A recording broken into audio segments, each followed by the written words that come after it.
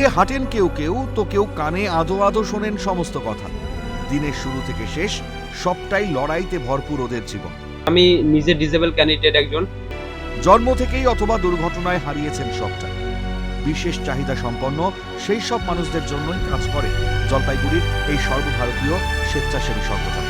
কিন্তু অনুদান ছাড়া এই মহৎ কাজ চালিয়ে যাওয়া কিভাবে সম্ভব?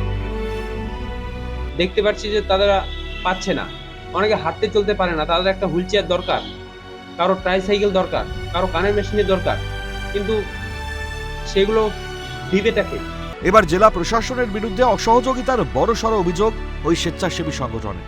অভিযোগ 2019 সালের কেন্দ্রের থেকে পাঠানো অনুদান এখনো পৌঁছয়নি ওই সংগঠনের কাছে। জেলা প্রশাসনের উদাসীনতার জন্যই অনুদানের দেখা মেলেনি এখনো, অভিযোগ এই সংগঠনের। কিছুটা পরবর্তীকালে আমরাও অনেকটা যাতায়াত দৌড়াদৌড়ি কমিউনিকেশন করেছিলাম সংশ্লিষ্ট দপ্তরের সঙ্গে, কিন্তু মনে হয় কোথায় যেন একটা অসহযোগিতার বা এই অসহযোগিতা দিয়ে এই যে সমস্ত লোকগুলোর এই জিনিসগুলো প্রাপ্য ন্যায্য অধিকার, সেগুলোকে সত্যি সত্যি আমার মনে হয় বঞ্চিত করা হচ্ছে। জানা যায় 2019 সালে কেন্দ্রীয় সামাজিক ন্যায় বিকাশ দপ্তর থেকে কয়েক কোটি টাকার সামগ্রী আনার ব্যবস্থা করেছিল সংগঠনটি।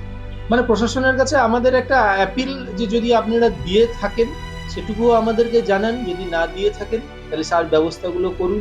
নিয়ম মাফিক সেই সব সামগ্রী জেলা প্রশাসনের কাছে আসার কথা। এখন অভিযোগ সেই থেকে জেলা প্রশাসনের সঙ্গে যোগাযোগ করেও মিলছে না কোনো উত্তর। তখন বললো আমাদের সব সহযোগিতা পাবেন, আপনার যখন আসবে 1 মাসের মধ্যে ডেলিভারি করে দিতে হবে। তাহলে আমাদের কাছে ডাকতে নাই, এটা এড়ালো। তারপরে এই অভিযোগ ডিএম সাহেবকে করলাম, ডিএম সাহেব করলো দেখছি, বলে উনি এডিএম এর কাছে পাঠালাম। কিন্তু ডিএম এর কাছে খবর আছে যে এডিএম ছুটিতে আছে, কিন্তু আমরা ওই জেলা পরিষদের পাশে এডিএম এর সঙ্গে যোগাযোগ করলাম, তো উনি তারপর ছুটি কাটিয়ে আসলেন, তারপরেও যোগাযোগ করা হলো। ইতিমধ্যেই অভিষেক তেওয়ারিজির বদলি হলো, কিন্তু কেন বা কোন অভিযোগে আমাদের সেই ডিস্ট্রিবিউশনটা হতে দেয়নি। আমরা এই বিষয়টি বিভিন্ন জায়গায় বলেছি। গোটা ঘটনায় শনিবারই সরব হয় বিজেপি নেতৃত্ব। দেখুন, সক্ষম বলে একটি সংস্থা আছে যারা গোটা ভারতবর্ষে দিব্যাঙ্গজনদেরকে নিয়ে কাজ করে।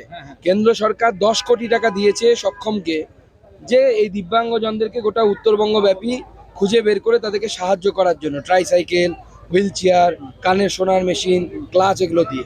কিন্তু আমাদের রাজ্য সরকার, বিশেষত এখানকার ডিএম কোনোভাবেই পারমিশন দিচ্ছে না, তার ফলে এই ক্যাম্প আয়োজন করা যাচ্ছে না।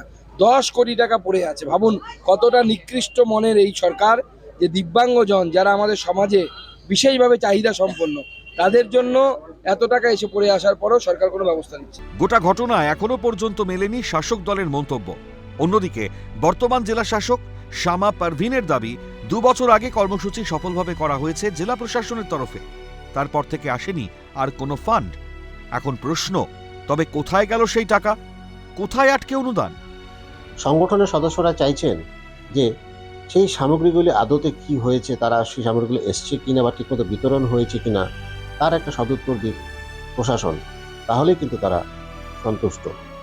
জলপাইগুড়ি থেকে তিতাস পাল, ক্যালকাটা নিউজ।